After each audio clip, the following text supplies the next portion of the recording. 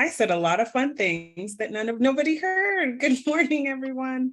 Thank you for joining. Just to make sure you're in the right place, you are participating in Education Culture Wars and maintaining bipartisan support for after school. We are just gonna wait just a few minutes to give our colleagues some space to join. So just sit tight with us for the next couple minutes and we'll get started shortly. So you can use this time to grab your last minute snack, get refill on your morning beverage of choice, whatever is going to get you comfortable to be with us for the next couple hours.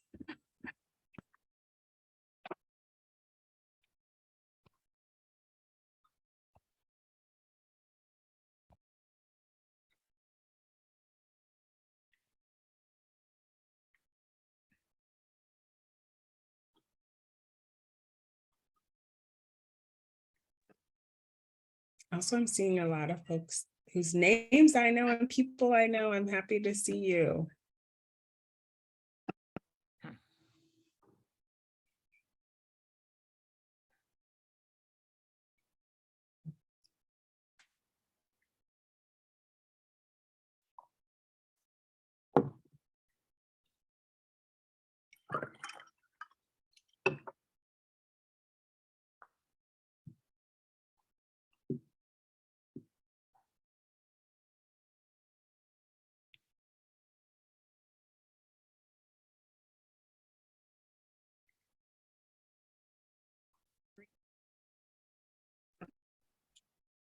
Welcome. If you're just joining, we're just giving our colleagues a grace period to let them join. So sit tight just for a few more minutes, and then we'll get started.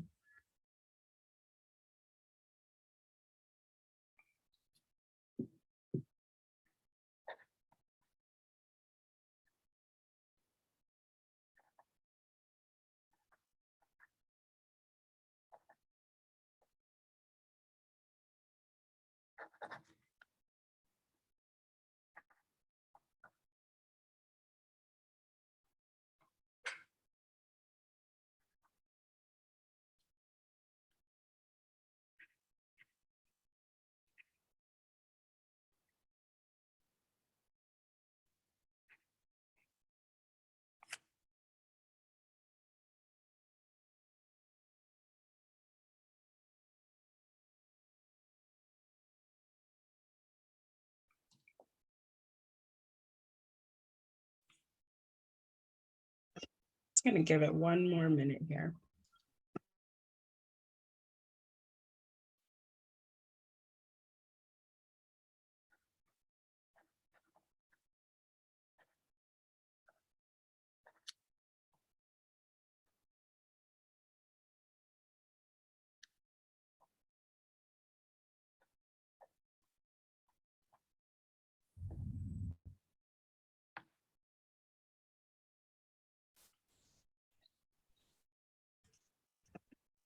All right, great. We'll let folks trickle in. Thank you for allowing me to give folks a grace period to join when they are able.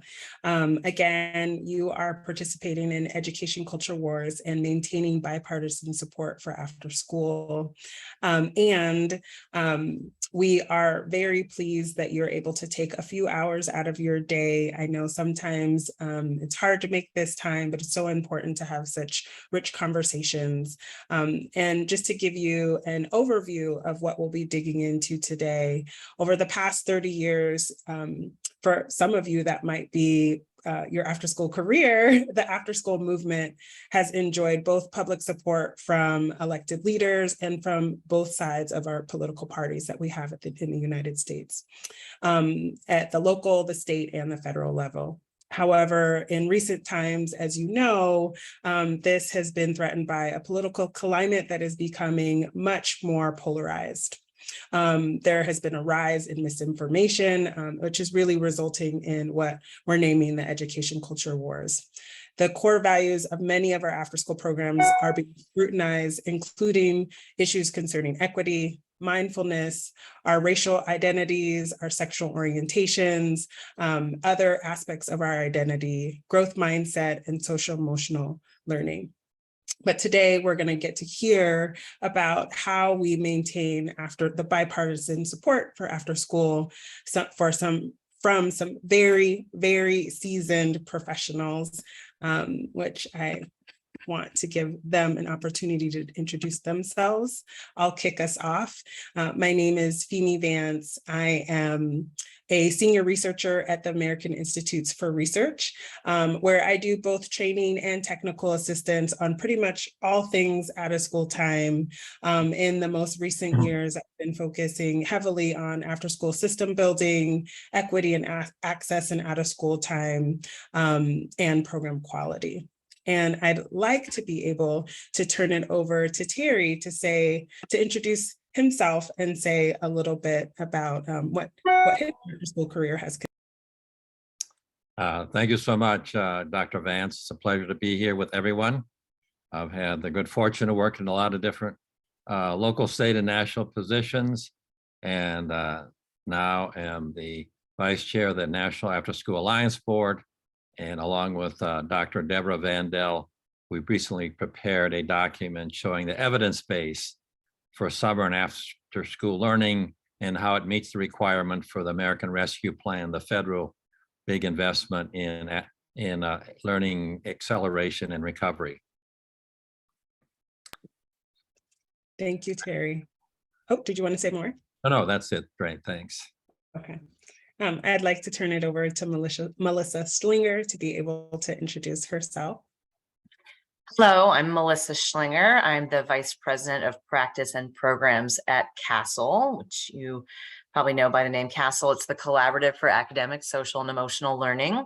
I oversee the work that is happening in classrooms, in schools, in districts to really better understand what it looks like on the ground, the practical applications of the research, the policy implications from what's actually happening in the classroom. And of course, we collaborate with research, practice, and policy at the forefront with other organizations to sort of help to make sure that all children have social and emotional learning as part of their education in pre-K through 12.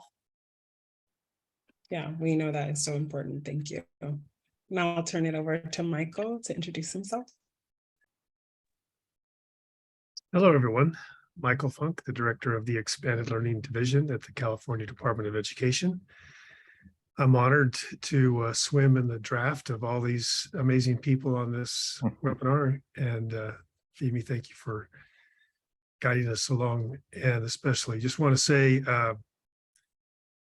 I'm a follower of Sam Piha. Been in this post for 10.5 years, but before that was the founder and director of the Sunset Neighborhood Beacon Center in San Francisco for over 20 years. And Sam was the managing director of the San Francisco Beacon Initiative and taught me most everything I know. So glad to be here. Thank you, Michael. And then Bridget, we'd love to hear from you. Hi, everybody. My name is Bridget Laird. I am the CEO of Wings for Kids. Wings has been around 26 years, and we have been focused on social and emotional learning from our beginning. We do most of our work in after-school programs. We run after-school programs in the Southeast, direct service programs, and then we have partnerships with other after-school programs across the country. I have been there 24 years and have been CEO about 12. So I've been soaring with wings for a long time. No, I love that, soaring with wings. That's great. And just from their bios and hearing them introduce themselves, I'm sure you can see why I said seasoned after school professionals that we have here to have this discussion with us today. And let me just share a little, there we go.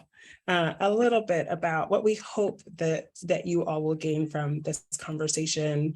The purpose of this speaker forum webinar is to review after school's bipartisan history. We want to talk about the rise of today's education culture wars and what that means for after school programs, and the way in which we hope we can avoid being caught up in the fray in terms of that political polarization and the controversies that ensue from that. And we hope that at the end of the session, we have a small group here. So I'm hoping too that through the chat, as our presenters are sharing, if you want to drop in your question, and as if time allows, we might be able to also during some presentations be able to have you all answer some questions because we have a small but mighty group here.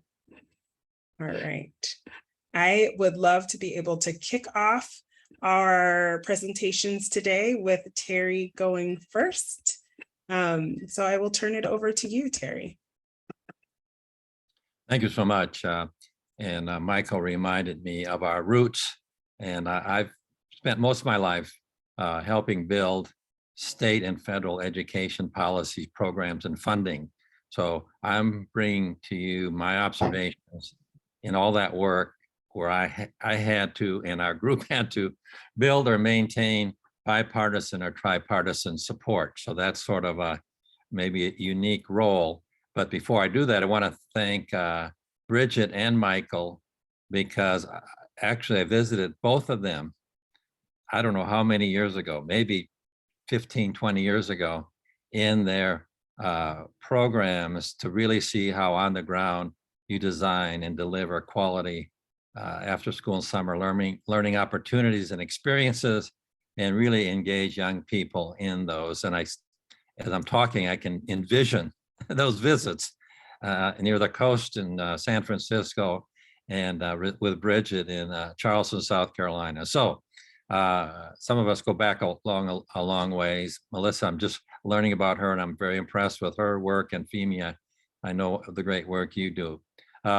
So let's go on. So I'm looking at this from a background of how do you develop state and federal policy and funding where you need bipartisan support. And actually, when we get into this, you probably see it's tripartisan support. And the foundation is that we now have a body of information and research that really shows that well-designed and delivered after school and summer opportunities, particularly when you build in community partnerships and family engagement, is really makes a difference for young people. And it really gives them a whole set of resources, backstops, interests that helps them navigate school. And it really helps parents so they can work full-time and earn a living. And it is particularly important for low and moderate income families and students and struggling students and students of color. So my underpinning is these well-done opportunities really make a difference, and the young people that need them the most really need many more of them. Next slide, please. We've heard a lot, and there's been a lot in the news just in the last few days about the impact of all the disruptions and disconnection caused by COVID. After school and summer programs, well-designed, can help address these needs. We obviously need a really much better school day and other supports as well for families, but after school and summers can be a good contributor. We've heard mainly about the reading loss. And one recent study says we might have lost all the gains we made in reading and math, particularly for low-income students over the last 20 years. We may have lost those. I know there's a lot of attention on reading. It's very important. The math losses tend to be even bigger. Rarely mentioned is that in many locations, both in the school day, after school, young people really had lost a lot of their access to arts and music and dance. I have a lot of children and grandchildren, and a number of them and many other thousands of children get their motivation by participating in art, music, and dance, and visual arts. And so after school programs can help reinstate or install some of these new opportunities. We know that the COVID caused many disruptions in STEM and STEAM programs and college access programs, and they are really vital for many jobs to the future. And of course, particularly for the group here, we know there's been increases in stress, anxiety, sadness, and loneliness, and many more mental health needs. So when I hear learning loss, I think of all of these. And I think a well-run, designed programs after school and summers with community partners should address all of these. Next slide, please.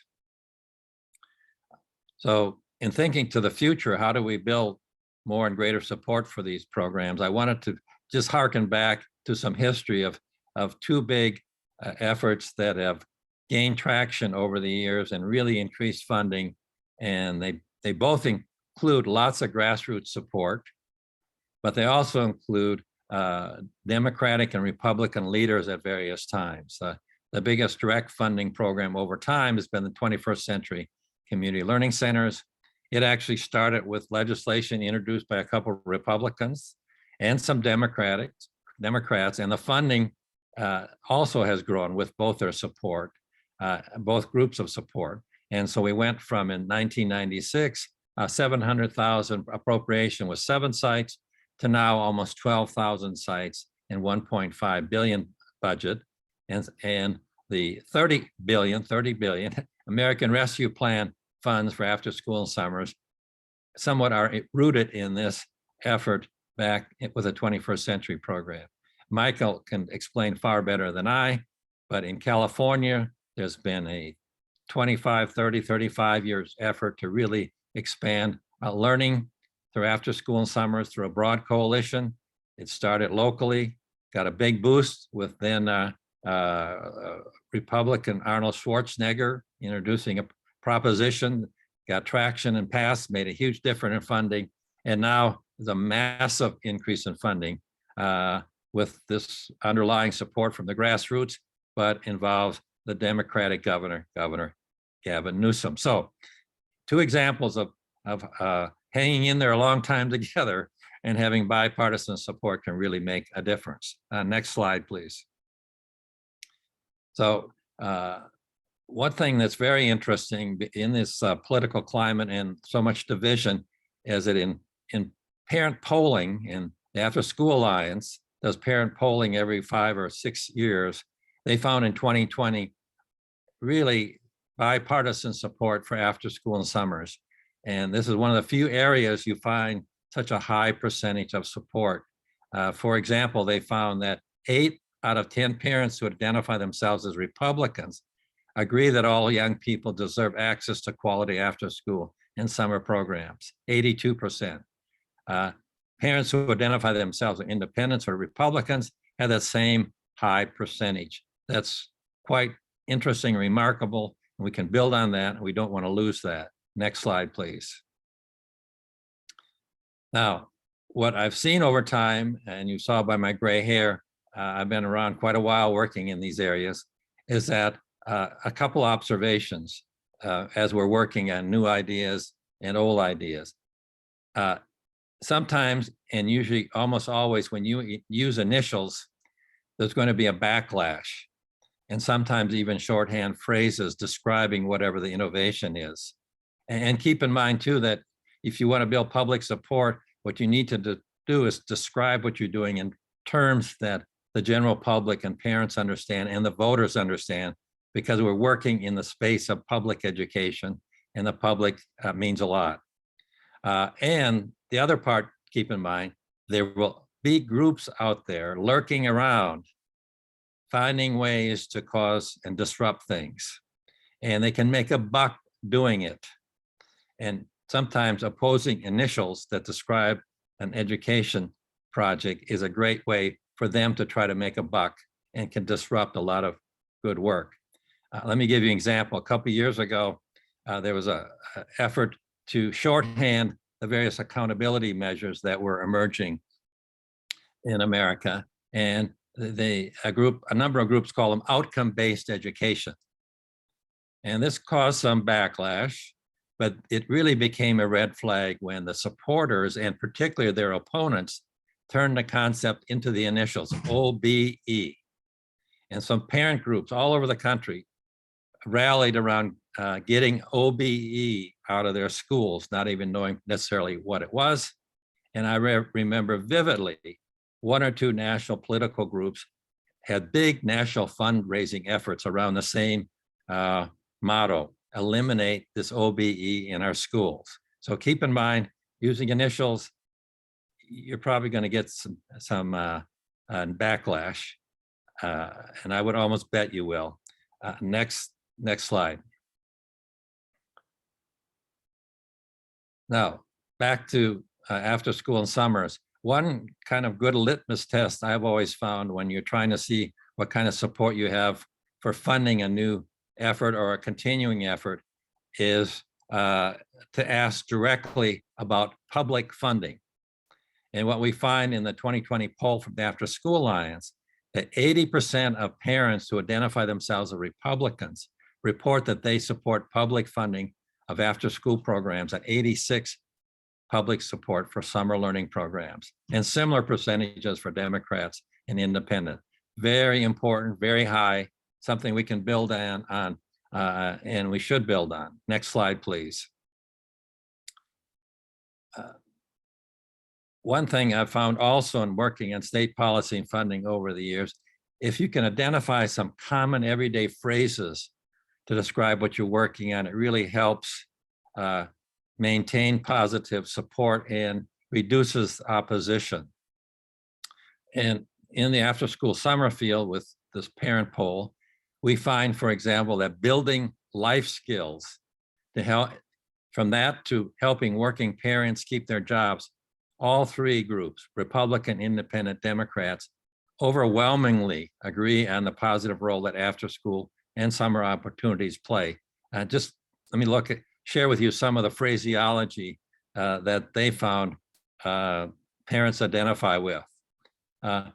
Help young people engage with their peers and reduce unproductive screen time. The ability to communicate and work in teams. Have opportunities to build confidence.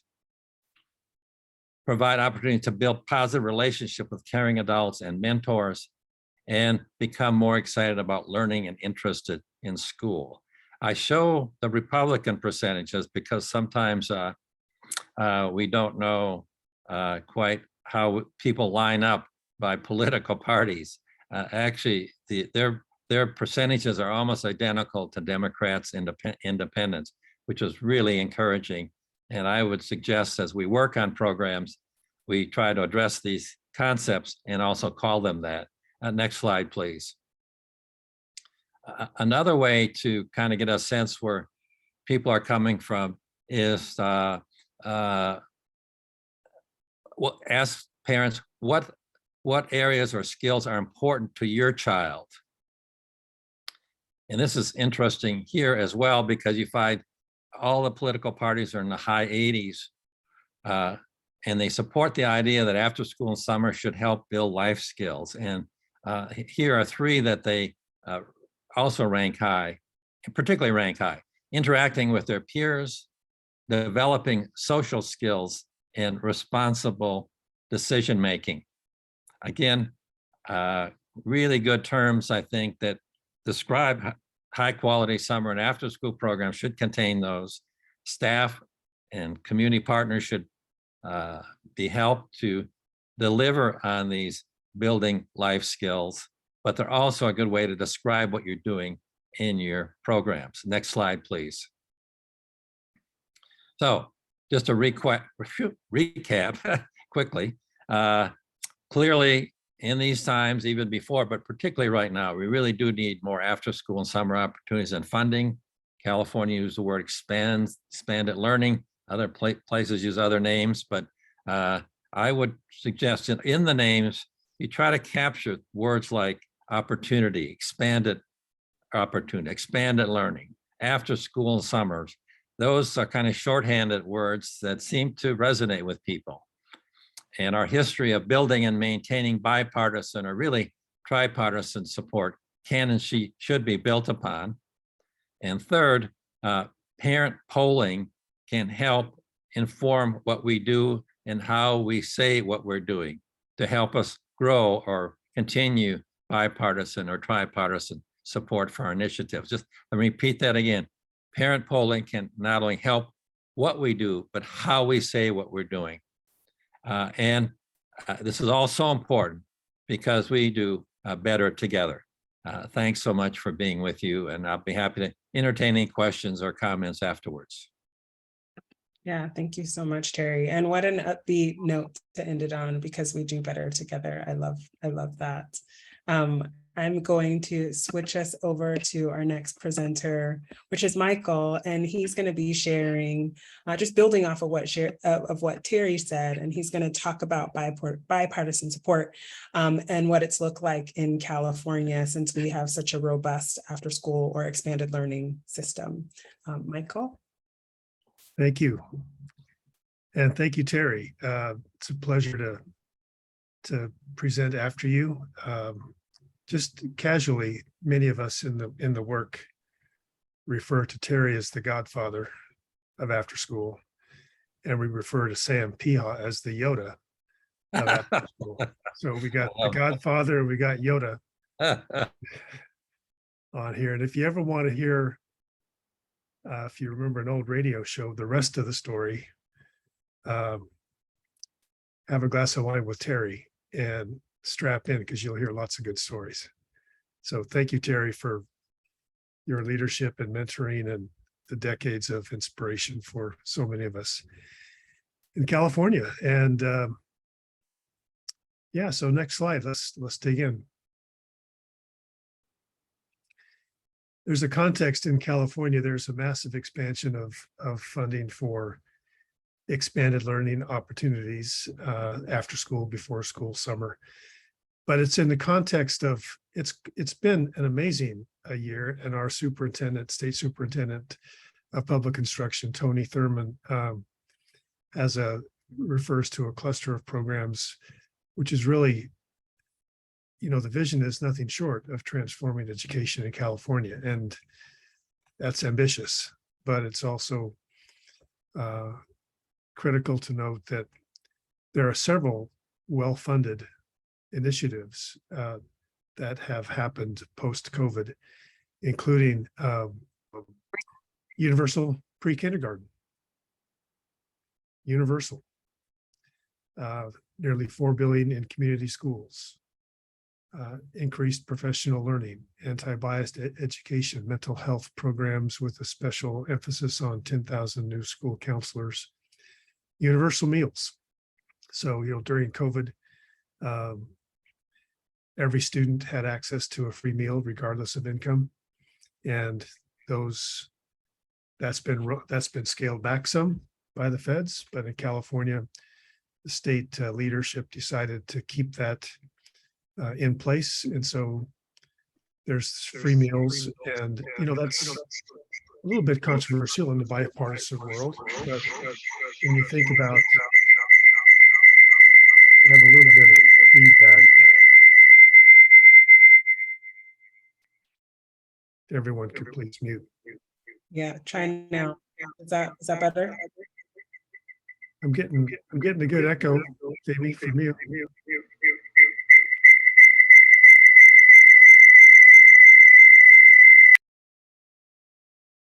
All right, try now. Yeah, we're good now. Right. And of course, expanded learning programs. And let me just say, well, let's go to the next slide. We changed the name from, when I first came to the Department of Education, from doing the community-based work in San Francisco and Oakland. I came in 2012, so a little over 10 and a half years ago, and it was the after-school division. And about 4 or 5 years in, we kind of repositioned ourselves as the expanded learning division. And in California, this is actually a definition that's in Ed Code. Expanded learning means before school, after school, summer, or intersession learning programs that focus on developing the academic, social, emotional, and physical needs and interests of students through hands-on engaging learning experiences. Excuse me.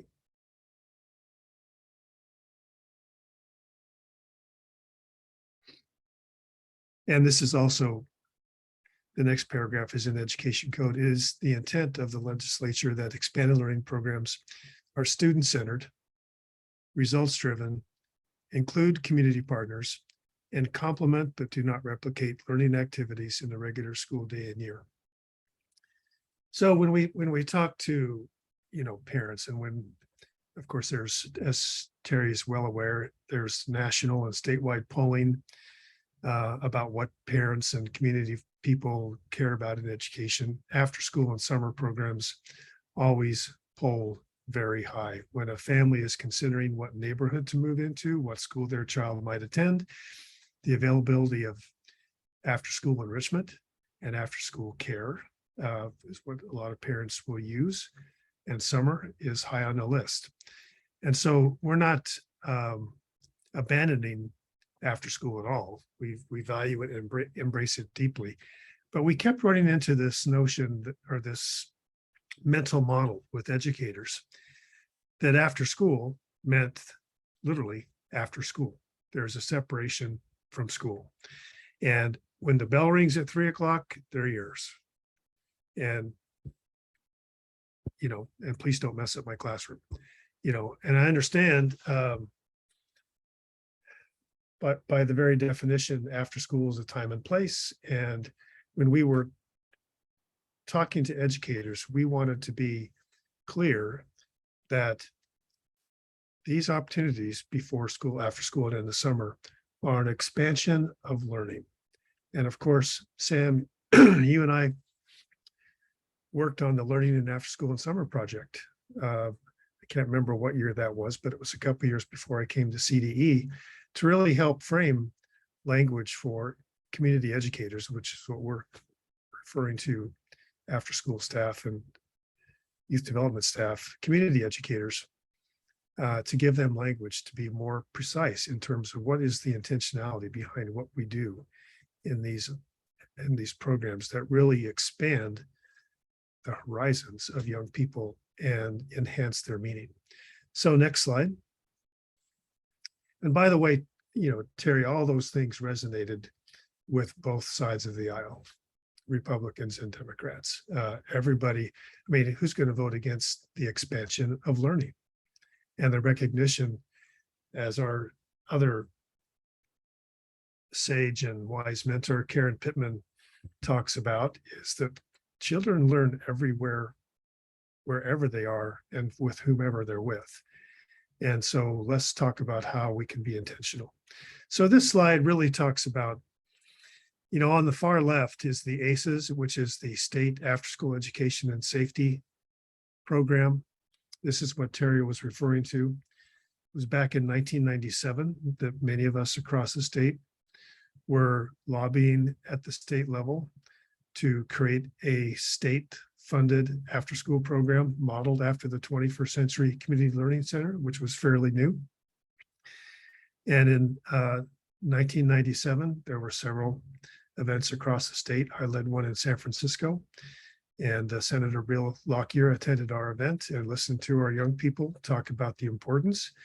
And in that year, Bill Lockyer passed one of three bills, Senate Bill 1756, which was chaptered into law, and in 1997 established $50 million for state funding for after school, the first state to do so.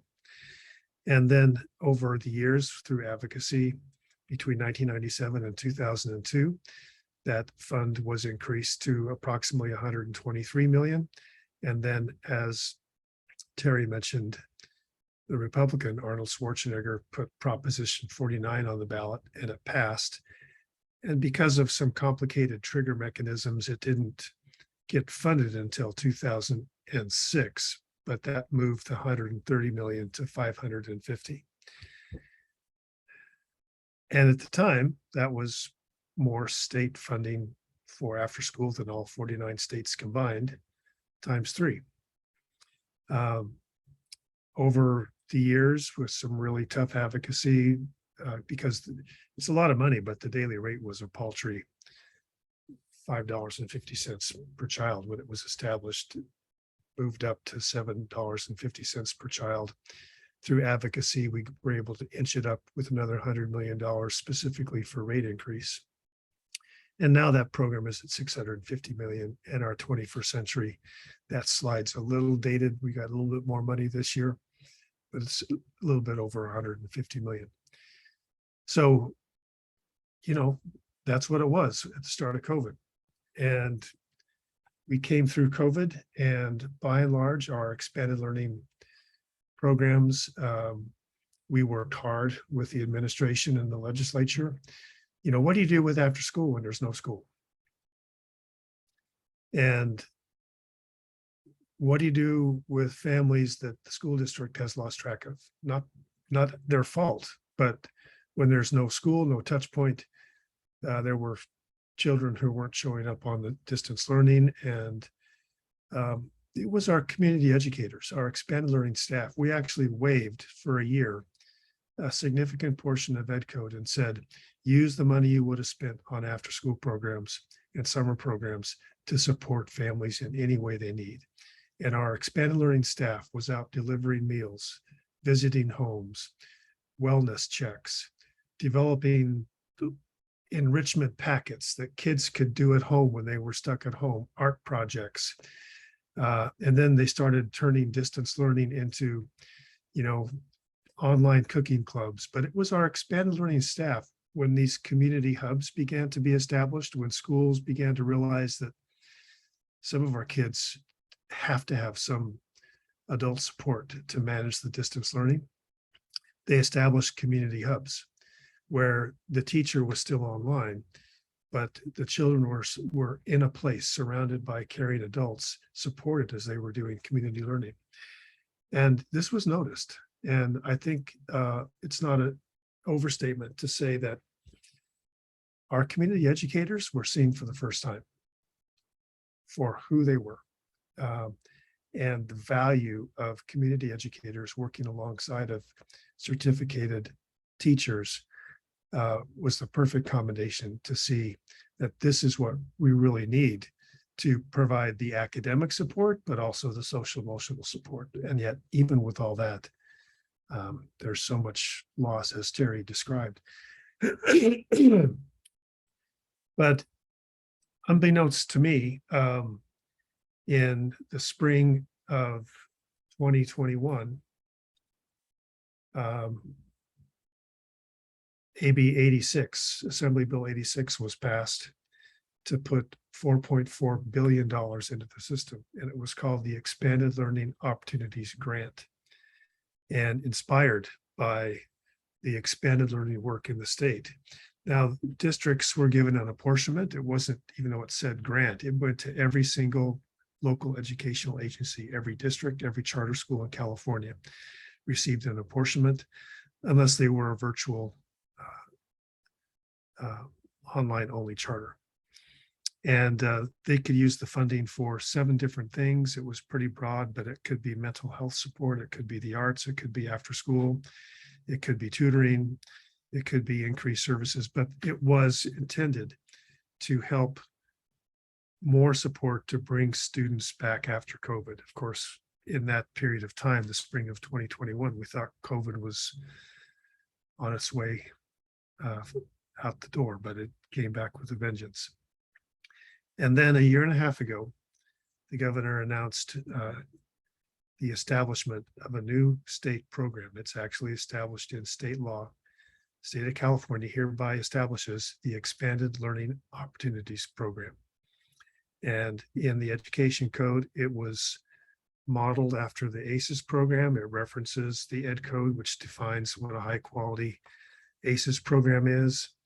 And it's the intent of the legislature that this Expanded Learning Opportunities Program is one comprehensive program to include ACES in 21st century. So it's not different silos, it's just more money, but it's an incredible, this year, funded at $4 billion with a schedule to reach up to $5 billion. So what seemed like a lot of money of $650 million 2 years ago is now $4.4 billion to every single local educational agency in California. And it has been established with bipartisan support. Next slide. I think that's it. Anyway, that's an incredible story. There's a lot to tell. The challenge of implementing a 4.4 or $4 billion program along with the others with every LEA in California has been an incredibly daunting task, and we're working hard at it. So thank you, Femi. Thank you, Michael.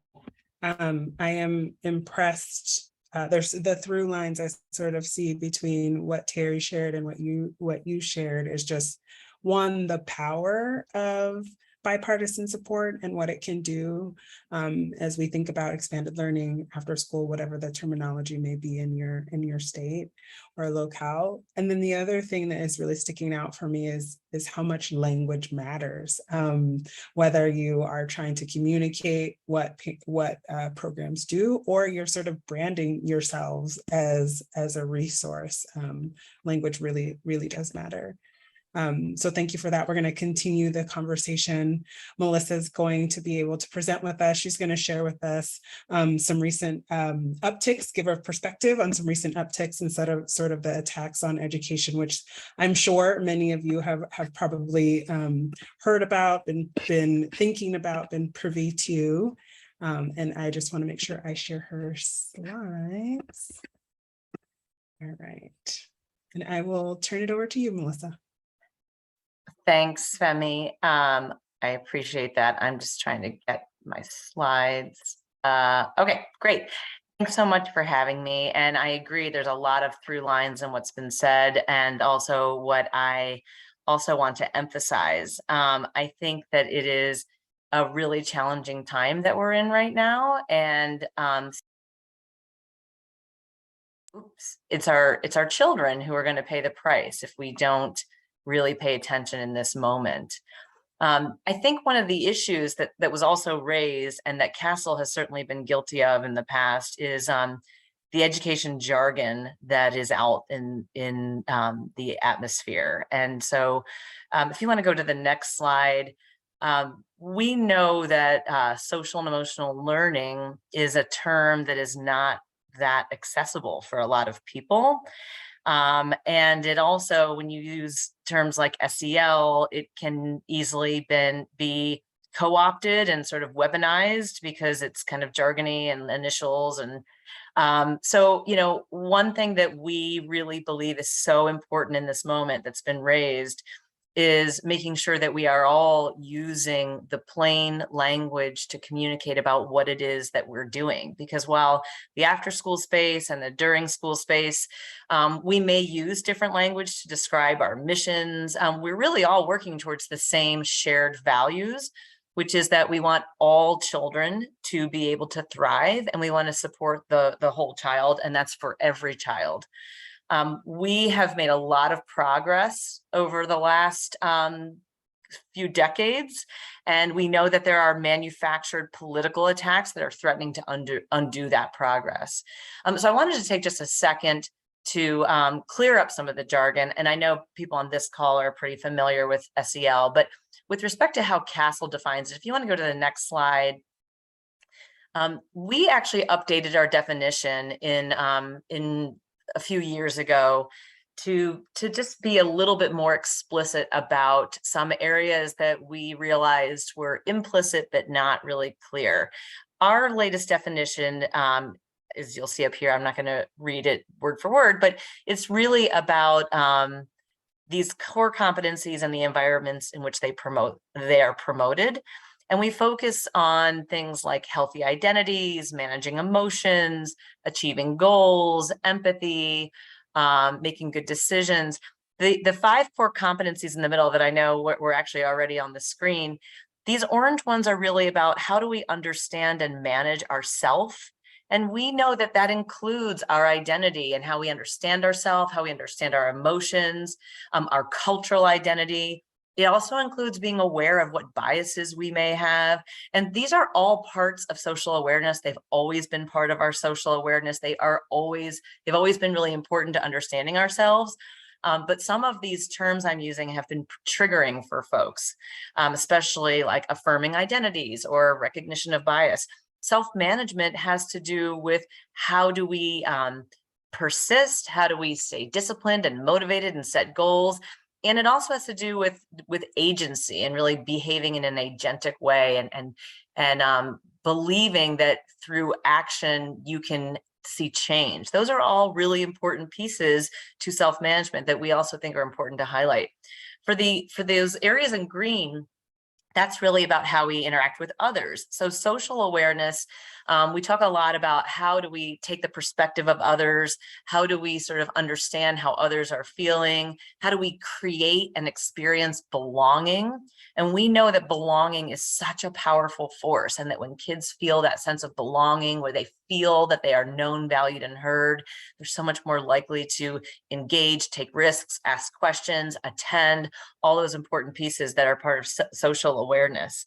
And relationship skills, of course, is about how do we put all that together so that we can effectively work with others, collaboratively problem solve, also manage conflict. How do we really listen and respond to others and work with others to solve problems?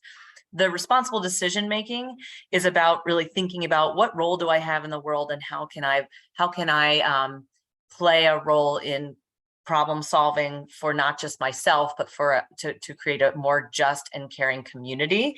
And how do I remain curious about how people are affected by different decisions? How do I remain curious about who people actually are? So these are competencies that are core to not just school, but to life. And I think as Castle has really tried to be more explicit about what we mean by these 5 core competencies, we clearly see people who are triggered by some of that actual affirmations of all types of individual students and working together. The other important thing I want to point out is that Castle's framework includes these rings around it. We know that these are not just skills that are developed through, explicit lessons in a classroom time. Now, we think that's an important thing to have in classrooms, time dedicated to explicit instruction, but it's not the only way that social and emotional competence is developed. It's developed through the way in which you do academic instruction. Are you doing cooperative learning? Are you creating a climate where kids feel connected to each other and are able to take risks? Do you have a discipline policy that is supportive of really understanding the emotional aspects and the conflict management? Do the adults that kids are around themselves have and display social and emotional competence? How are we really thinking about that? So it's not just what's happening with the explicit instruction, it's the way in which we are engaging our youth and letting them have a voice in the classroom and throughout the building. And of course, in partnership with families. Families and community partners are critically important. And I also want to underscore something that was said earlier, especially during the pandemic. The family and community partnership with schools was really such a critical strategy for supporting our kids during this very difficult time, and continues to be a really important way of connecting folks together to support kids. In fact, next month, Castle is hosting a virtual summit specifically on the power of school, family, community partnerships, and what does it actually mean to authentically partner with these entities, not simply sharing information, but really having different entities have a seat at the table to make decisions together about how we can support our children. So I did want to just take a minute to sort of go a little deeper into this definition. And if you go to the next slide, as we're seeing right now, we really are experiencing what we're calling at Castle a tale of 2 stories.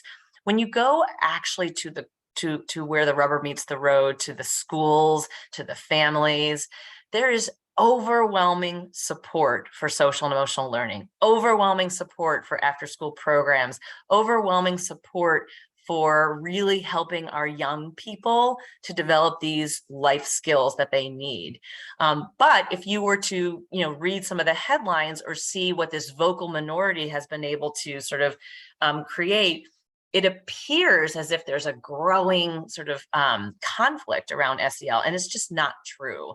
The headlines would communicate that there's really much more balance in this, but what we know is that that in fact people, students themselves, teachers, educators, families, community partners overwhelmingly agree that social and emotional learning is critically important, and that this is really a politically orchestrated attack, which SEL has sort of gotten mired into.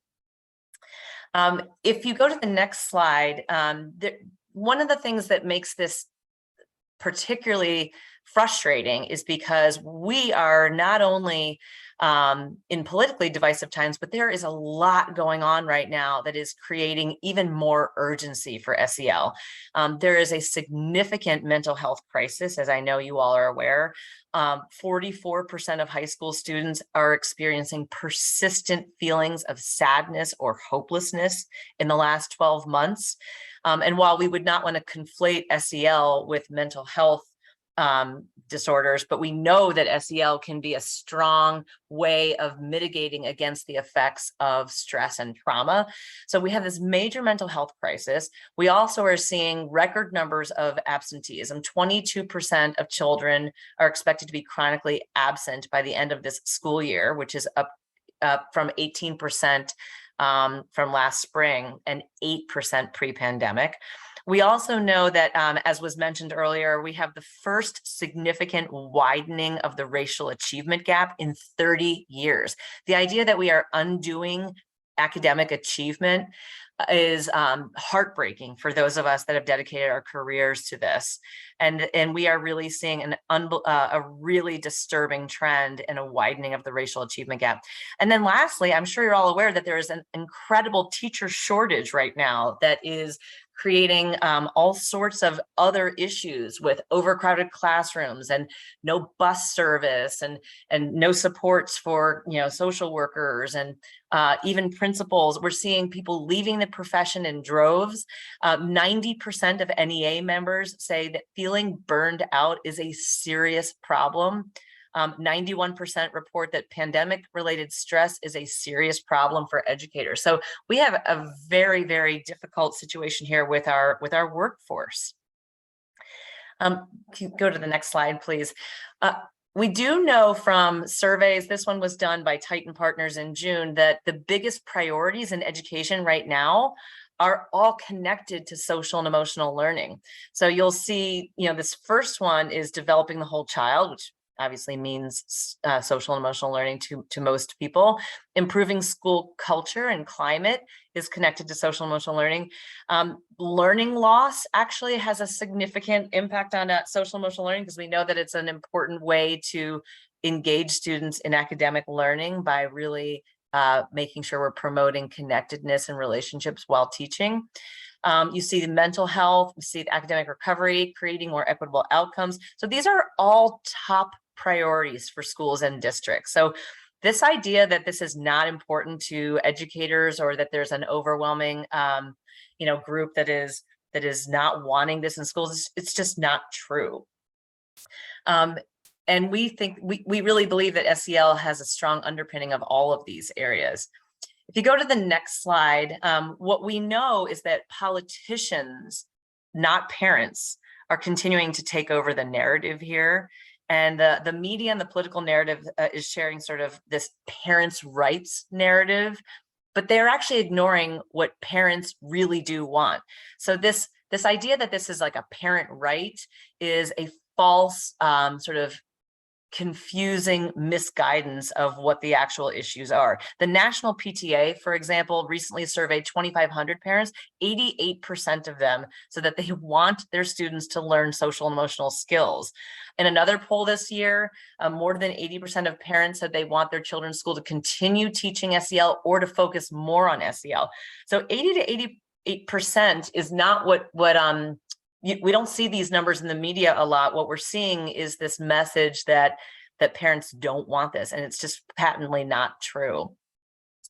We also know that 95% of districts have begun adopting SEL at some level, and SEL and whole child continues to be a top priority. So the good news is that we are really beginning to, maybe a little bit later than we should have, try to organize. If you want to go to the next slide, we actually launched a coalition of leading education and SEL partners across the country who all believe that social and emotional learning is essential to children's high quality education. And we know that through a collective effort that we have a stronger voice, and that will position us better to reach parents and educators.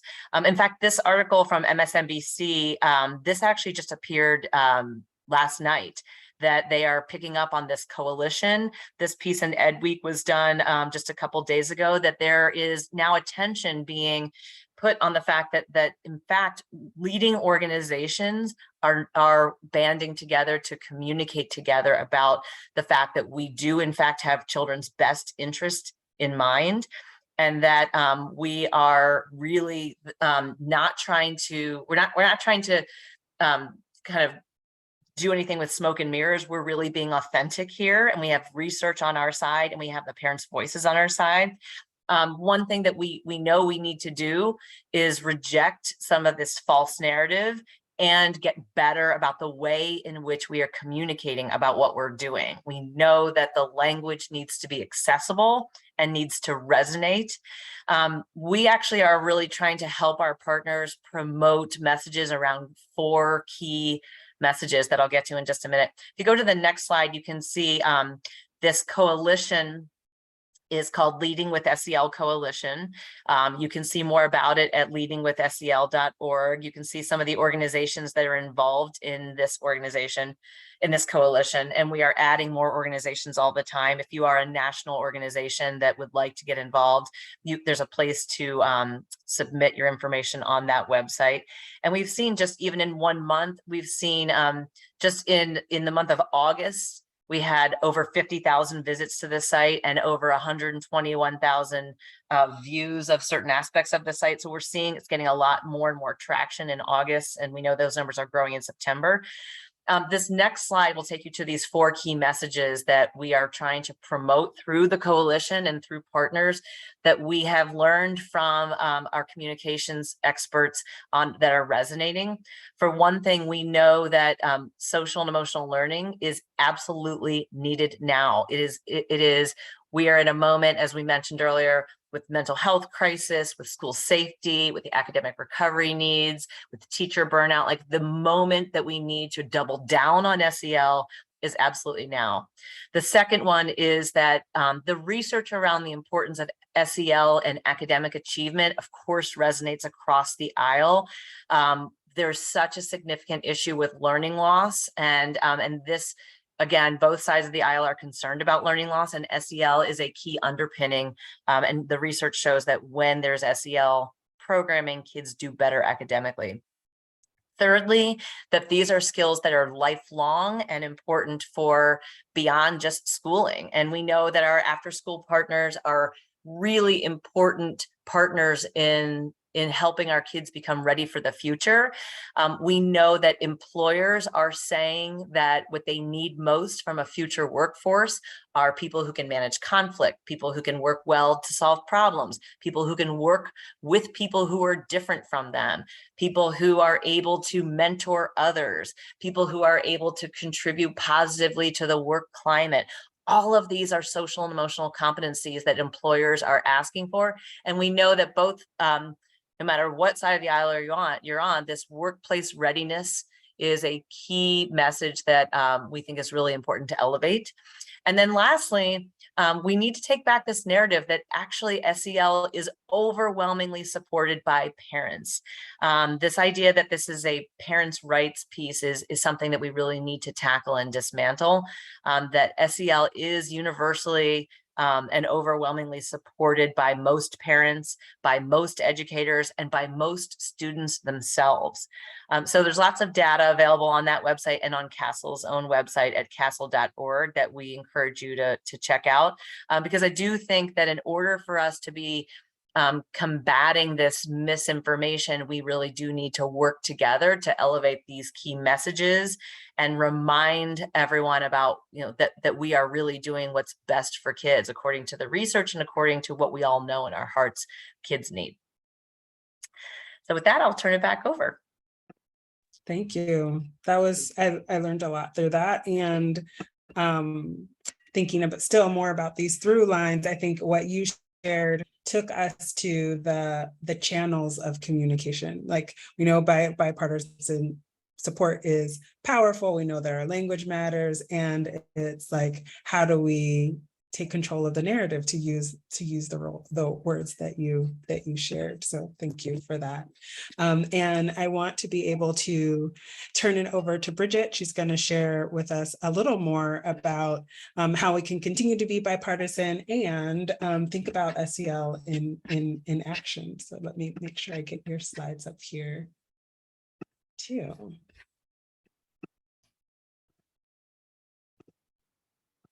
All right, Bridget, please take it away. All right, thank you. So listening to Melissa, you know, like I had said earlier, I've been with Wings for 24 years, and we have been thinking about social and emotional learning for those entire 24 years. And I can say that one of my first assignments at Wings was to write a 21st century grant. And at the time, we were using the word social and emotional learning, and our first application did have, in red ink on the top, said something to the effect of, who cares how a child feels about themselves if they can't read or write? That was 24 years ago. And at the time, there wasn't a lot of education and awareness of social and emotional learning.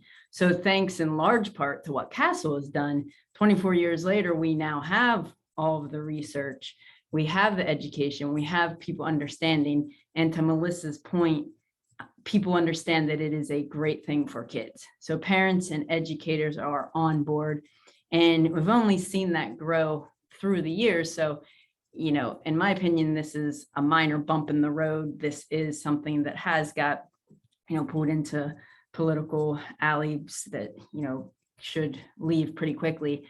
But just in terms of how Wings has been through all of this, to give you a little bit of background on who we are and what we do, this is our vision and mission.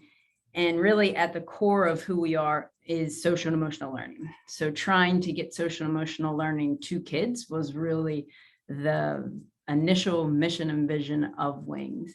And we decided to do that in after school programs because as Terry and Michael talked about, after school programs are a great place for kids to be themselves. They are in an environment where they can learn and interact with kids where they might not have been able to do that during the day. They are also challenged in different ways. They're viewed in different ways. So a child that really struggles with behavior or academics in the classroom can be welcomed in the after school program in a new light. You know, you walk into the after school program and you're a whole new person. So we really started in this after school space because we thought it was a great place to do our teaching. So if you go to the next slide, we have been doing this on the ground, again, in after school programs in Title I elementary schools from our beginning. And we work mostly in the Southeast. So our cities are Atlanta, Charleston, Columbia, some rural regions in South Carolina and Charlotte.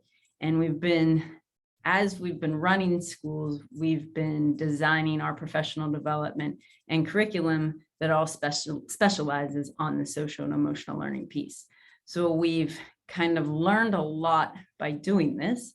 And again, we are partnering with other organizations because to the CASEL's, the good things that CASEL's been doing, people have been promoting social and emotional learning, and people have been saying after school is a great place to do this. And since Wings has been out there doing it, we've gotten a lot of relationships built to say, hey, we would love to bring social and emotional learning into our program.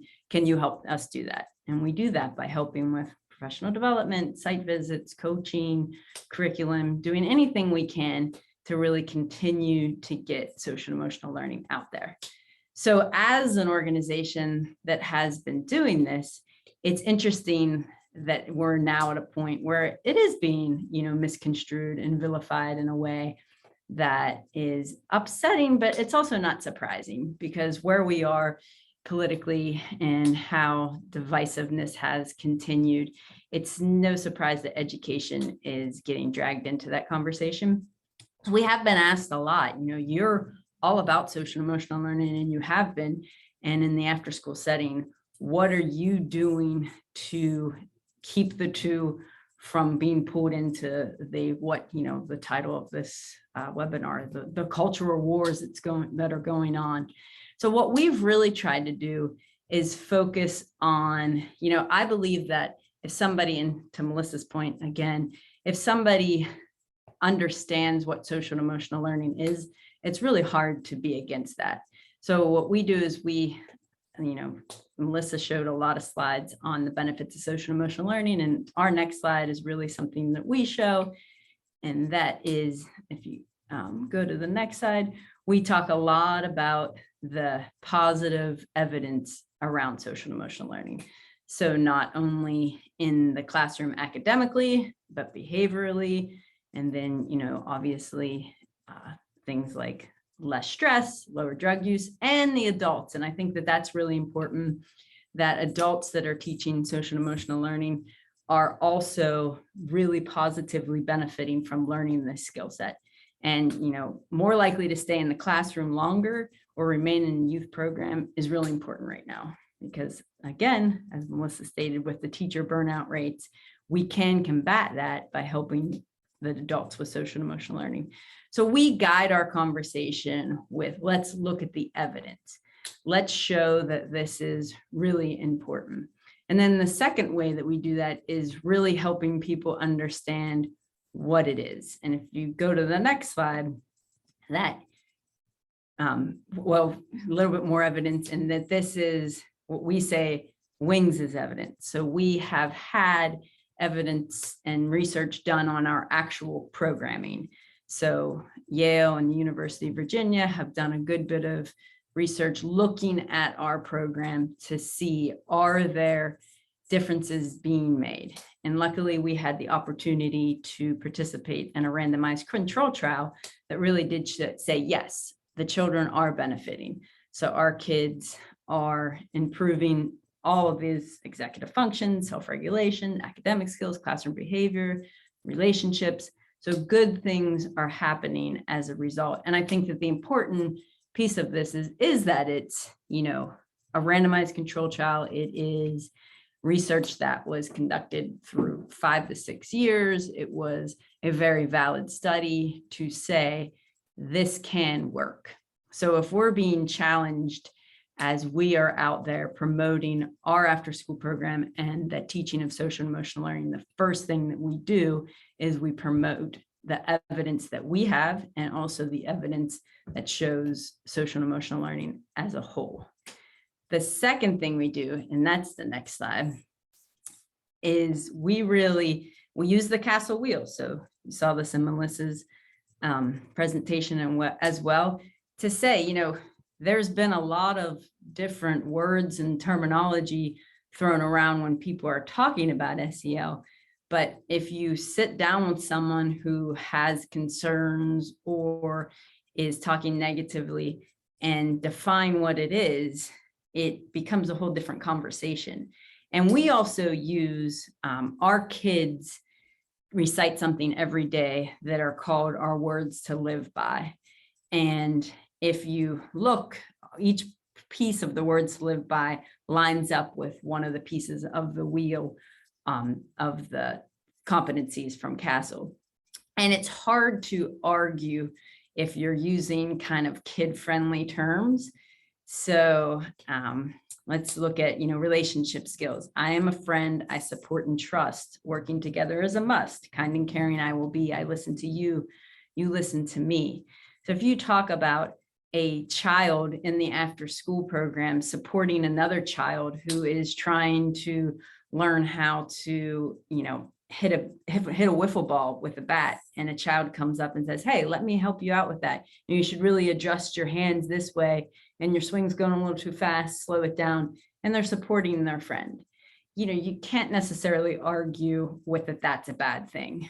Or, the social awareness piece. I understand others are unique. I want to learn more about everyone I meet. I want to step into their shoes and see what they are going through. You think about a child in the after school program swinging alone on the swings because they're new to the school. And you have another child come up with the empathy to say, you know, they're probably feeling pretty lonely. I would feel lonely if I just started in a new school, and I bet they would like somebody to come up and be nice to them. So I'm going to go talk to them and find a little bit more about them. You know, that's hard to argue against, that you would not want a child to have that empathy for others. So when you start to get it, and it's a little bit of what Terry was saying, just these everyday words and these everyday common phrases, that's what we've really been doing to help people understand what it is that we do, so that it doesn't get pulled into this larger battle that doesn't necessarily need to be fought right now. And honestly, for Wings, this has worked in a positive way. So after the pandemic, you know, talk about 24 years ago, people not necessarily understanding what SEL was. Now it's grown, people understand it, and people were very behind it pre-pandemic. Well, post-pandemic, everybody, it's a glaring light on how much we need it more than ever. So for us, we've actually had an opportunity to grow like we haven't grown before. And we have been called on to help, you know, help combat this trauma that kids have been experiencing. And we've had growth opportunities like we haven't had before. And we've also had an opportunity to grow into the school day as well. So having that, you know, like Terry said, it's an expanded day. So we can help what's going on in the school day, because then it's expanded into the after school program. And that's something that is an opportunity. So there's really opportunity out there if we continue to stay focused on what social emotional learning is. This is how it's defined, and this is what it is. These are the benefits of it. And quite honestly, if everyone is to use their own social and emotional skills, you know, and have this empathy and opening of other people's viewpoints, and that they, yes, we are in a place where the country has different viewpoints, and rather than exploding and arguing, taking a chance to hear what they are, and, you know, stepping in the shoes of others, and, you know, thinking about ways that you may be able to hear in a way that's not dismissive right off the get-go. Communicating clearly, you know, that's a piece of social and emotional learning that I think is very helpful as we move along. So if we as adults can build and grow our own social and emotional learning, we can stay out of this entangled web that is out there and kind of stay clear of the political forces that are out there. And I think that for after school, we've always had the opportunity to be our own voice. And that's important for this as well, because social and emotional learning is now very much a part of after school, that we are standing tall to talk about after school and social and emotional learning and how they are such a great combination, so that we aren't lost in the education conversation. I think it's just as important for after school to stay in there and, you know, at the same level as the in-school time. So for all of us to just continue to advocate, I think is super important. And that's what we'll continue to do. We'll talk about the positives, we'll talk about our work, and hope to continue to grow as a result of this. And, you know, hopefully in not too much time, we'll look back on this and say, remember that silly time when everybody got, you know, got emotional about social and emotional learning.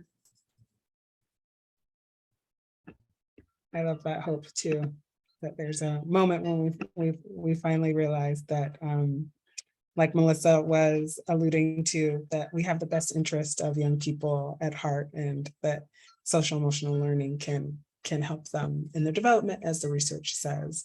One thing I wanted to note, Bridget, from your presentation that really struck me was, we have been saying, you know, language matters. And in your presentation, you ended with how we bring that language to young people themselves, and how then they can really make sense of when we say, they probably don't know the term social emotional learning, but they can really grab onto, like, I'm a good friend, I'm a listener, I work with my friends. So I really appreciated that.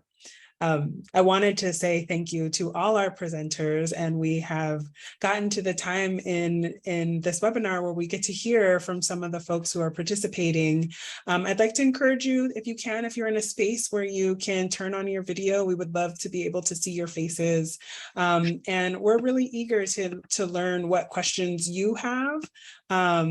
As you're thinking about education culture wars and what it means for after school, and even sharing, if you have them, experiences where you have encountered this sort of tension, and what are some ways in which you are trying to address that. And see, Steve, I see you added something in the chat. I wonder if you want to come out off mute and tell us a little more about it. Yeah, one of the things that's surfacing is, I put an example at the state level, the governor of Virginia proclamation, the recently, I guess he's no longer new, recently elected governor of Virginia, asking that education content be reviewed and inherently divisive concepts removed. And we're seeing push to remove books from libraries or give parents the right to deny certain books being in a library, or at least being available to their own kids. So there is this effort, I guess, what is read and said and explored being reviewed and censored, and in some cases then banned. So I'm wondering if you've encountered this in the programs or spaces you work in, and how would you suggest a program respond if they're being asked to remove, for example, the Diary of Anne Frank from the shelves in their program? Open to anybody who wants to offer. I'll just make a comment about this. So the book banning issue is not really squarely in CASEL's domain. However, one thing that I recently saw that had me feeling a little more optimistic is an article about book banning in Florida, where parents were given the option to, deny access for their children to certain books in the library. And the number of parents who actually do that in this particular case in Florida was like 0.1%. It was, so I think this goes back to this issue of who is sort of creating the narrative, and then what's the actuality on the ground. And I think it's the same thing with SEL and with out of school time programming, that if parents want an option to opt their kids out, we should be extremely clear with them. Here's what you are opting your children out of. Perseverance on a difficult math program, cooperative learning in their science lab, perspective taking in their literature class, and really thinking about how these events of history affected different countries in this conflict. When parents understand what we're talking about, I think actually giving them a chance to sort of see in plain language what we're talking about is not a bad thing. And we are encouraging our schools to be proactive in communication about what it is that we're doing, so that parents can say, oh yeah, I'd like to keep my kid in that. So I think some of this book banning narrative, you have states reacting to, very, very aggressive tactics. But the reality is that 0.1% of parents actually saying, I don't want my child to read the Diary of Anne Frank, okay. So I just think, again, using really plain communication, proactively communicating about what it is that you're doing, and giving parents and sort of inviting them to the table. We want you to see what we're doing. We want your voices here. We want you to be a part of this, can be helpful.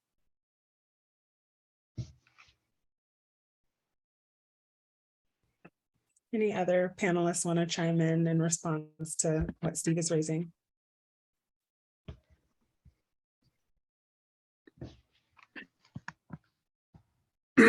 Well, a couple things. First of all, Bridget, I'm going to print out your words to live by and repeat them to myself every day. Yes, very helpful to adults as well. And engage my daughter with those too. I loved, the themes of Melissa that you've talked about all through this, and Terry. I mean, everyone has been so clear on the importance of language that is accessible. And, most of our frameworks aren't that accessible. And what I like, Bridget, you've taken a very important castle wheel and brought it out into language that I don't have to think that much about. It resonates with my heart as well as my head. And that's so key, is to connect that heart. I mean, these are not intellectual debates. These are emotional debates, and that's why they get so charged. And to that end, the question I have is, I guess for you, Melissa, can you expand on what strategies or tactics the Leading with SEL Coalition are starting to engage with, and how we might be proactive about engaging with this effort? Yeah, I would go to that website, and you can see the coalition is national organizations. There are a lot of tools on that website for communication that I think are going to be really helpful, regardless of your organization. To the extent to which people are asking questions, there's some important sort of messaging documents in there, and ways to get involved. I think the main sort of audiences for this effort is it's actually not educators, because mostly educators are sort of with us. It's policymakers and parents, because that's where sort of the diffusion of knowledge seems to have led to a lot more misunderstanding.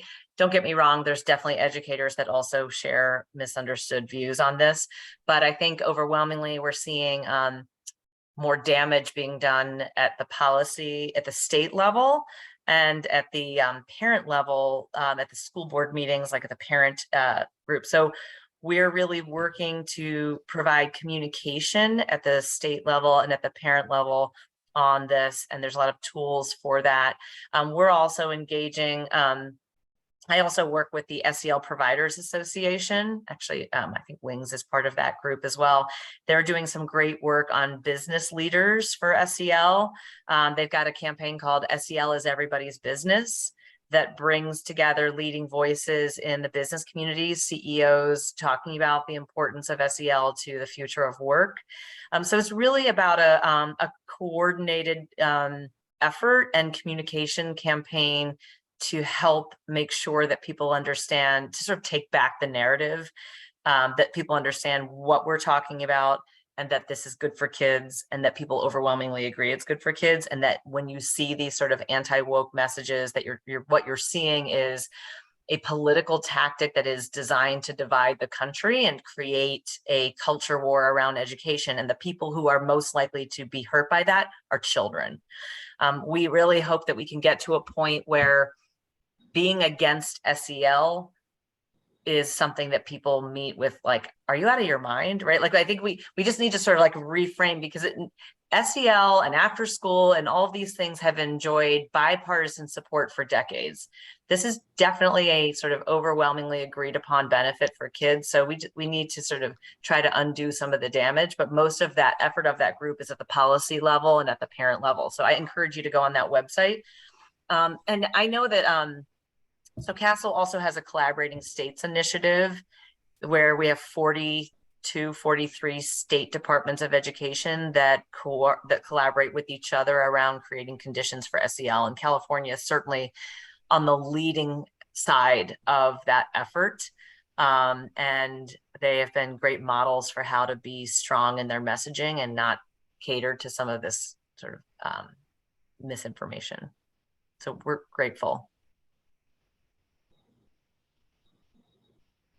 And just to follow up with that, Melissa, one of the, I actually co-led the Castle Cross-State Initiative work in California to develop our SEL 2.0 recommendations, which are with the superintendent, and they're specifically recruiting to hire a staff person within a department that is, it's now been taken out of my division and put into a new division called the Whole Child Division, which is aptly named, looking to hire a full-time person for SEL. But one of the recommendations by this committee of 50 educators from various sectors and community-based organizations from across the state was to specifically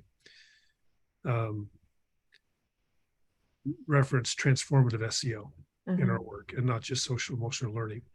And of course, that Castle's taken the lead with the transformative SEL, and have participated in many conversations hosted by Castle on this. But I wonder if you could, for the sake of the recording and those that are with us, specifically, how does transformative SEL differ from social emotional learning?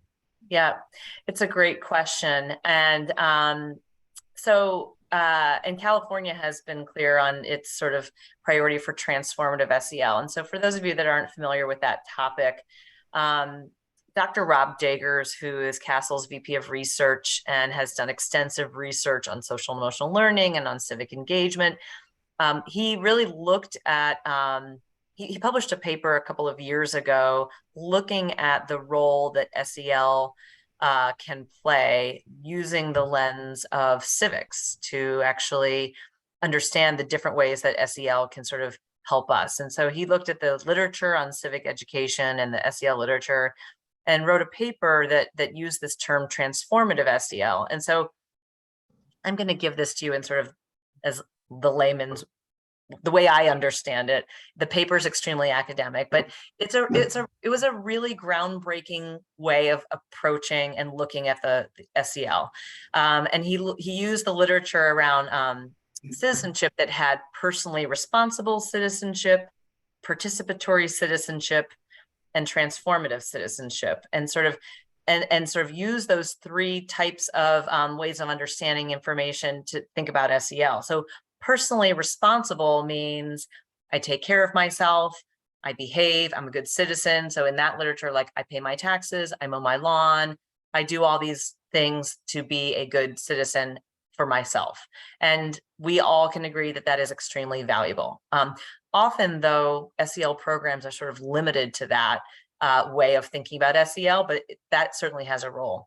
Participatory citizenship or participatory SEL has more to do with how we engage in our community. Do I vote? Do I volunteer at the hospital? Do I pick up trash on the street? Like, I want to make this a better place. So I'm going to engage with others to be a participatory citizen.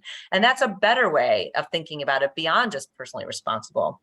And then he posits that there's a transformative way of looking at this, which is not only am I going to do these things, but I am actually going to pay attention in my world to places where there are inequities, where certain people seem to have opportunities that other people don't. And when I pay attention, but that would be like a form of social awareness, when I'm really understanding the way in which the world works, and I see that there are these inequities, that I will engage with others to co-construct solutions to transform our world into a more equitable place. So he posits this notion of transformative SEL being a way of thinking about our sort of social and emotional competence and our interpersonal skills to co-construct solutions to problems that are focused on inequities. In his paper, he talks about racial inequity being the most pernicious type of that. But he would say it's not only limited to racial inequity, but there is an important role that we can be playing. So this is all happening at the same time that districts are really hungry for going beyond sort of a personally responsible lens. They really do want to help their children contribute to a more just society. And so states like California, districts around the country have adopted a more transformative approach to SEL. Now, Castle does not state everyone should do transformative SEL. That is Castle is clear that, here's how we define SEL. And we are actively researching transformative SEL because we think it's important and we are committed to equity. But that is, so what you'll see in some of the literature that's been picked up by the media is phrases like anti-racism and, co-construction and affirming identity. And these kind of sound bites get pulled up and said, they're trying to make us woke. They're trying to indoctrinate us into liberal education. So that's kind of how that path happened. But we really believe strongly in all and every single child having a high quality education, and not only creating belonging for some kids and not only creating personally responsible citizens, but for all of us to be examining how we can make the world a better place. And so that's really the transformative SEL piece, and sort of how that's kind of gotten more energy around it in this culture war. Does that make sense? Yeah, but I also wonder, I mean, one of the reasons I brought it up is because we've really tried to ground it, everything in that, but also understanding that could make things more divisive. Yeah. Just as you referenced, and sometimes in this topic, it's just divisive, but that doesn't mean we should back down from being divisive. And yet that's correct. I struggle with that, and I'm wondering if there's phrases that have been more precise but less inflammatory that still get at the message with transformative SEL. So it's a great question, and it pains me to even have to come up with examples that are more palatable, because then we are ignoring this very pernicious example. That being said, we know that when you talk about transformative SEL in a way that is less triggering, and by that I mean it doesn't have to do with the racial inequities, it doesn't have to do with LGBTQ issues. Like, here's a story that I sometimes tell to help people understand the concept. And last year we did our virtual summit on SEL and civics, and we had several young people talking about their experience, and one of them was talking about how his sister was in a wheelchair, and everywhere they went, he became aware of a lot of things that she did not have access to. He became aware of people looking at her in a certain way or thinking about her in a certain way.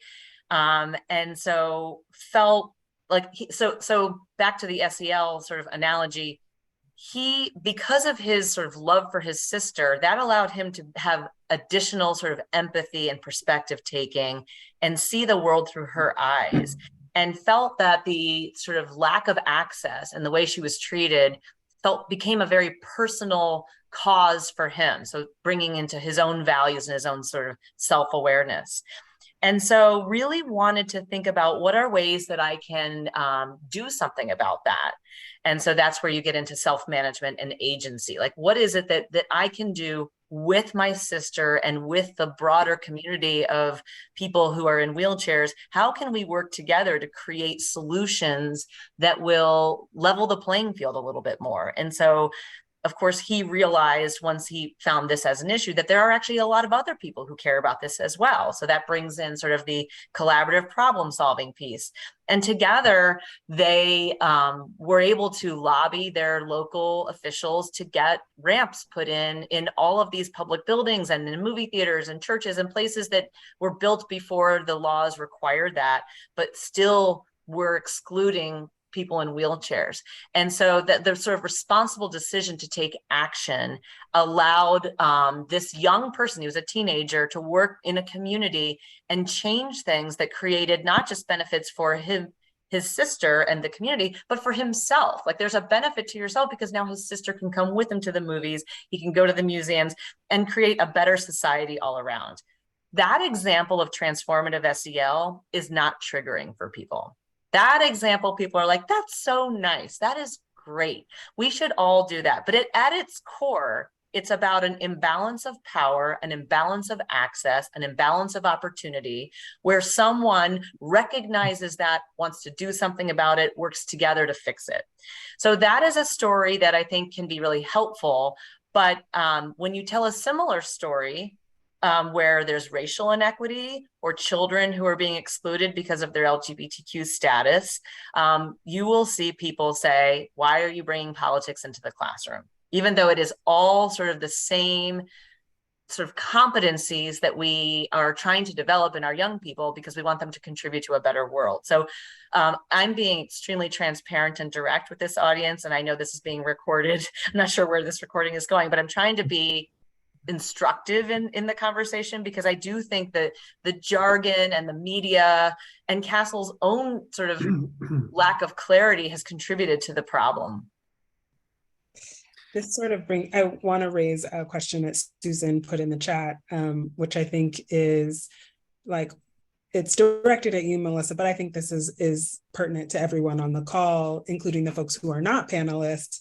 What are some examples of the ways in which cities or states or even your own programs are preparing your staff members to respond to tensions around language, around the culture wars that we are seeing? Because for now, we're in it, right? And so it means that we will have to have opportunities to respond. And what are you seeing that's working? I'd like that. I just open it to others, and I'm happy to also share some additional resources.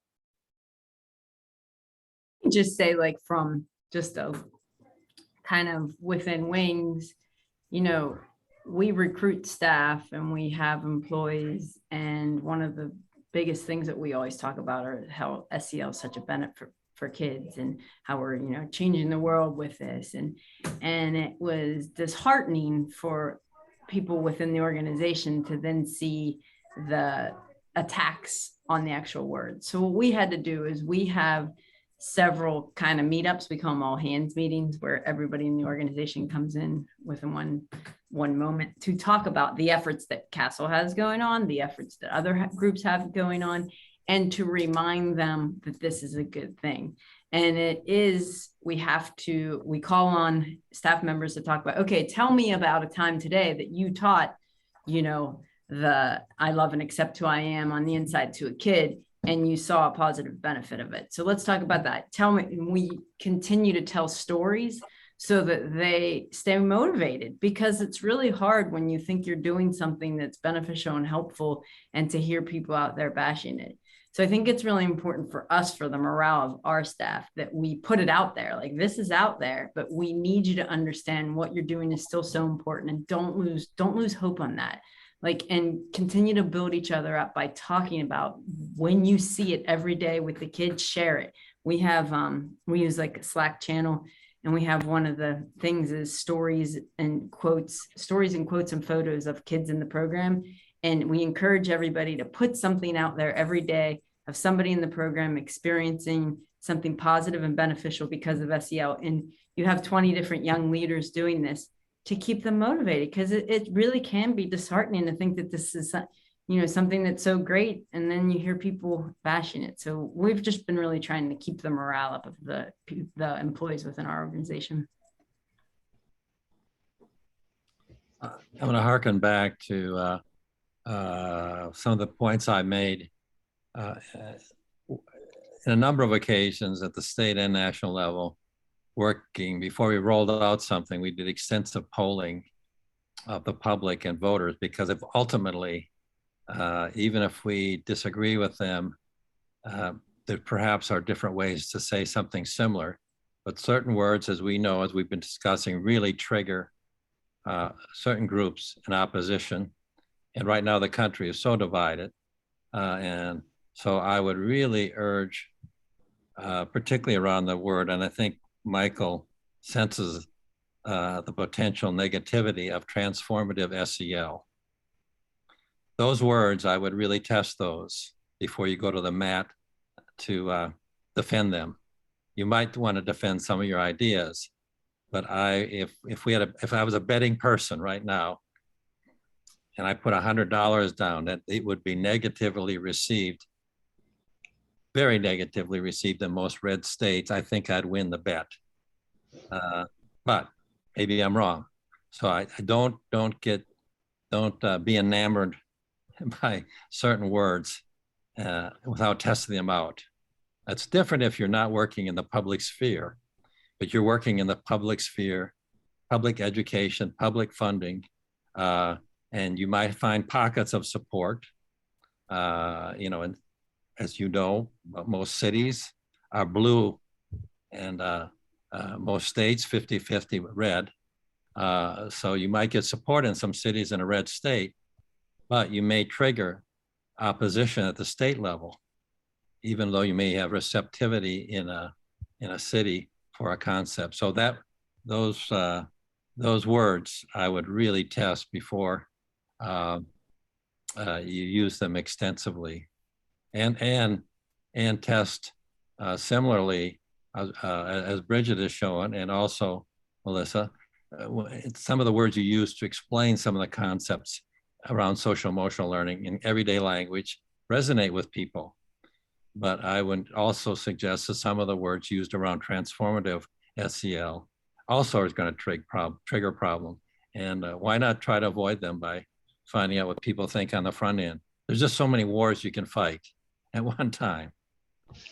That really resonates for me. And I appreciate the earlier section where you suggested some terms that are more neutral, that don't trigger people as much. I know this is not an apples to apples comparison, but the concept of free community college that some people on the left, propose and support is criticized as socialist or communist. Anytime you say free anything. And so I was surprised to read an article on Politico years ago.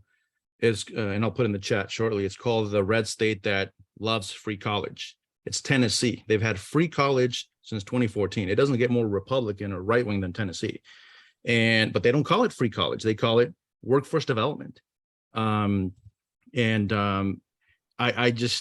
kind of I think a growth area for the people on the left to sometimes, whether it's intentional or not, to mostly unintentional, use divisive words to convey ideas. Abolish tuition, abolish this. Could we call free college community workforce development? And so this is making me think of ways that we can reframe some of the language around these concepts. I like to compare this to honey. People love honey. It has medicinal properties. If you had to go sell honey door to door, people would want to buy it. It's cheap, affordable. But if you leave some people on the left to do this, they will go and they'll try to sell you bee vomit, because technically honey is manufactured and then they spit it out, and well, no one's going to want to buy bee vomit.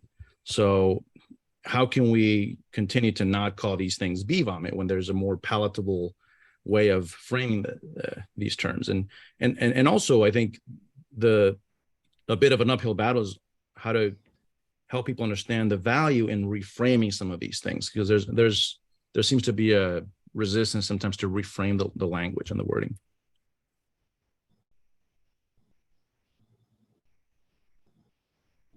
Well, I just have to say, while the statewide SEL team has stated transformative SEL, we recognize most people think California is so left it's going to fall into the Pacific Ocean, but California is a very diverse state. And we've got lots of school boards and communities that bristle at the thought of California being regarded as a left-leaning state. And it's a very diverse conversation. And the battles that we're describing so I don't think we've thought enough about this aspect. What we see in California is that there are people who are passionate about not compromising. They are passionate about not reframing. They are passionate about not making it palatable. And you've got people who will fight to keep the edge on this. And so thus we have the wars and the divisiveness that you've talked about, Terry.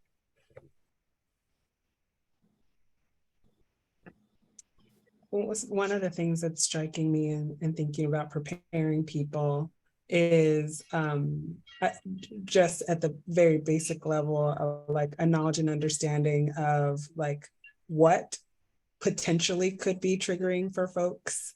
Actually, I don't like the word triggering because it's so violent, but could be emotionally shocking for people.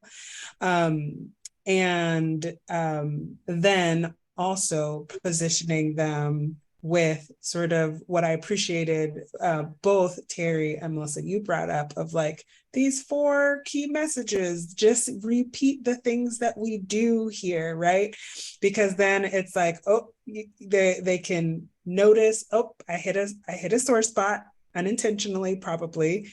And I know I've learned that through research, through these conversations that we have, that the best way to sort of get out of that is to name how their young people are benefiting. And like this focus on young people and what they're getting out of it will, even if you've already sort of touched on the sore spot, you could probably get yourself moving into a conversation in a more productive space.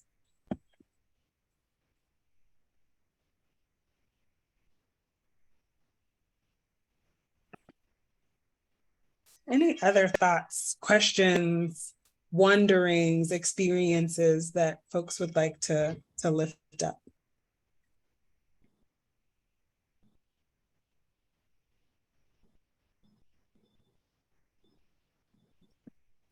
Good morning. Good morning. Hi there. I'm Allison Haynes. I am a member of the System of Support for Expanded Learning Programs in Riverside, California. And I'm just so appreciative of this conversation this morning. I often think about such things. And these sorts of things can be separate from the work that I do.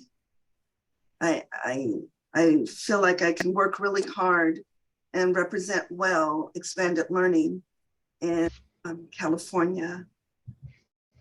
On the other hand, I feel like there's so much that goes around it and goes with it. And I don't always feel like I can also engage in that work so that the work that I'm doing has greater meaning. And so I'm always really impressed when the likes of Sam Piha and Temesco Associates, Michael Funk and the California Department of Education, and even Castle in its way of mentoring me, although they have no idea who I am, have a way of keeping me sort of balanced while I do the work that I'm doing and they continue doing the work that they are doing. But on a morning like today, I feel as if I think I can continue, but I know that I'm not contributing to the work of those I just mentioned. And I have the understanding that I cannot do it all, but I so desperately need you to continue, even at the same time of not being able to pick up the mantle and run with it and try to be a voice that explains the difference between SEL and transformative SEL and what the ultimate goal is really about. It's like on a morning like today, I'm feeling like I gotta remember and keep my eyes on the prize, knowing that I really do need somebody else to run ahead and clear the way.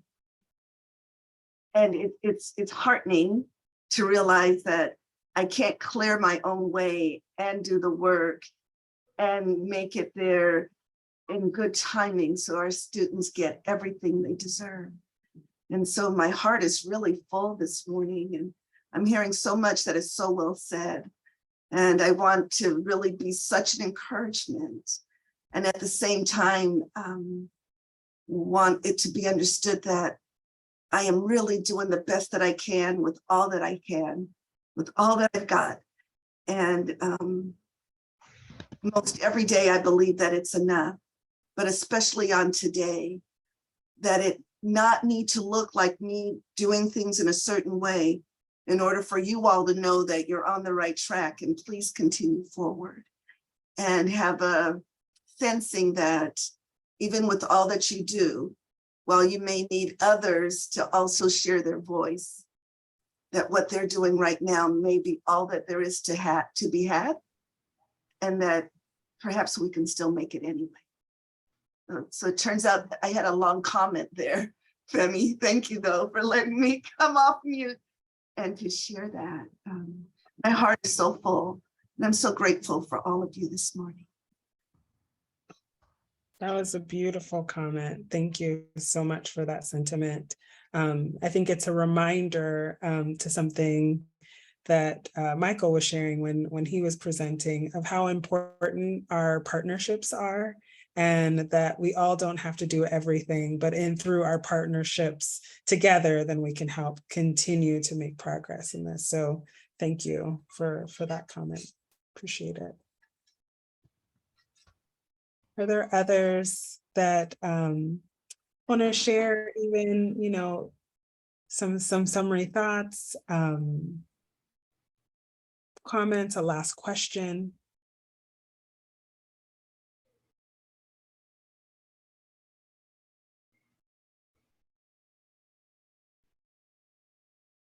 Yeah, reflection is so critical, and we don't always feel like we have the time for reflection, but it can really change the direction that we're moving in and have a huge impact on how we're feeling about our work. What I appreciated about what you said, Allison, was my heart is full, and I participated in a training in February that has stuck with me this entire year about how much we focus on changing people's minds, but if we really start focusing on changing their hearts, that's where the difference is. And so if we can begin to speak to their hearts, what Melissa shared about this story about a young man and his sister, that is a heart story. And that is why it moves people. And so if we can think more about the other strategy is to listen long enough to understand where people's hearts are, so then we can start moving in the same direction of where their hearts are leading them. I appreciate that, Femi. And by the way, Allison Haynes is a beautiful human, and enjoy working with her and have journeyed with her for many years. Thank you, Allison. For those of you that get the chance to be around her, she speaks like that all the time.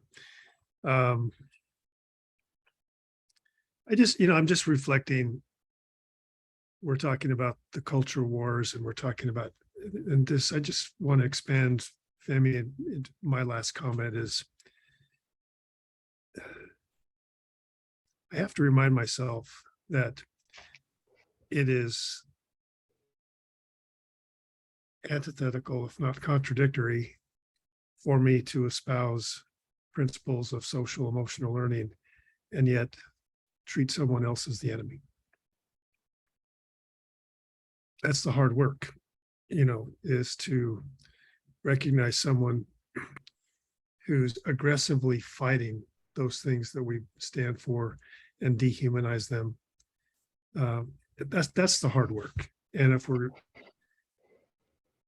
those that have been around me at all, my kind of mantra for me and for those I work with is to lead with love. And that's hard when someone is viciously opposing you and, in fact, mischaracterizing you and what you do. But if we're going to be authentic in front of our children and really be a model for what it means to navigate this, then we have to love.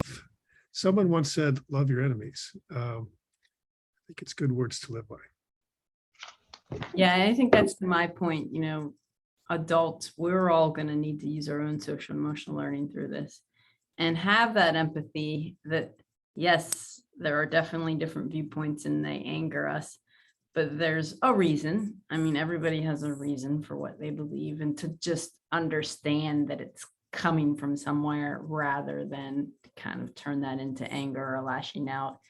And maybe we can get farther along the way if we use our SEL to think about, like, why is it that these viewpoints exist, rather than just dismissing them immediately because it's, honestly hurting our feelings because we've been doing this work for so long and we believe in it and it's our life.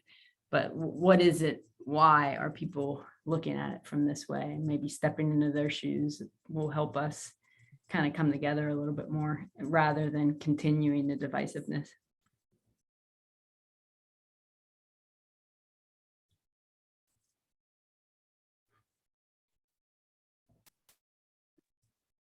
I have one final question in our last couple minutes for the panelists.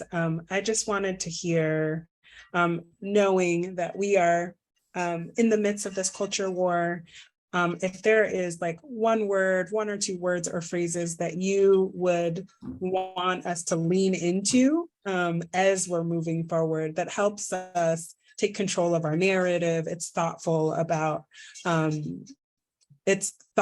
the imbalance and polarization that we're currently experiencing, but still resonates with the heart of what we're trying to do in expanded learning and after school. You know, what would be those one or two things? I'll pick on somebody if no one goes first. All right, Terry, would you mind kicking us off? Again, we're in the context of public education and the public, and we're not, so that makes us in a special sphere. It's different if you're in a private school or whatever, or private. So we have to worry about the public, all the public gets set. Michael's point. So you have to, even if you don't agree or disagree, but I think often we get our own selves in trouble. So my one word of advice, don't be enamored by your own terminology. Don't be enamored by your own terminology.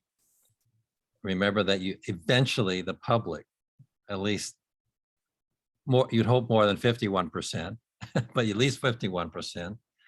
I tend to find things over time, you need about 60, 65% to have something stick. So it's worth sitting back, even though sometimes you hammer out things in a committee and get this lovely wording. They might represent 50 people, 30 people, 10 people. They aren't the public. Try them out. Try different ways of expressing that. And you know, if you can't find, you know, close to 50% that buys into what you're trying to do, you're in trouble. And when you go out and sell it to your allies, keep in mind, you're getting them in trouble. Now, maybe there's a way to get over the 49%, but you should know what that is. Yep. Thank you. That's great advice. Bridget, what might be your one or two things you want us to you want us to lean into as we're thinking about our narrative? I mean, I think it's, at first I was going to cheat and say, wow, Terry, that's what that made me think, because I do, so much is caught up in words, and it's not about the words, it's about what the words stand for. But I think I'd just go back to adults valuing SEL as adults as well. Like, let's all continue to practice what we're preaching and use our skills as appropriately as we can. And that might fall into that terminology category, kind of being self-aware of like, why am I hanging on to this word? Is it because of something, what about me is making it have to be about this terminology if I can change it to help kids? Yep. Thank you. All right, Melissa, you're up. What one or two things do you want us to lean into?